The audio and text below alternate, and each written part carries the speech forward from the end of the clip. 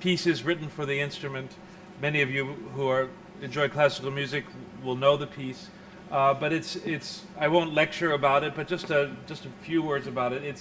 It's an astounding piece that fascinated composers, all the composers that lived after Bach, from Mendelssohn to Schumann, Brahms. They were all fascinated, particularly with this chaconne, which is part of a suite written for the violin, solo violin. It's a suite of 5 movements, partita, and it's four very short movements, and then all of a sudden, the end of this partita is this huge chaconne, which is longer than the other 4 movements combined. It's sort of, one wonders why he did this. The proportions were so unusual.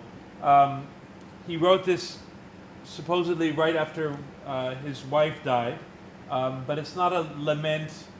As I said before, music of Bach can be played at a funeral or a wedding.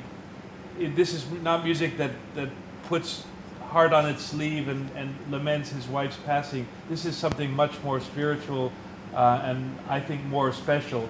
The chaconne, what a chaconne means, it's a kind of a dance that's in 3, a Baroque dance, but it's a device actually that takes a small musical figure. It's actually a series of chords, just a few chords, and in this case it's 4 bars of music.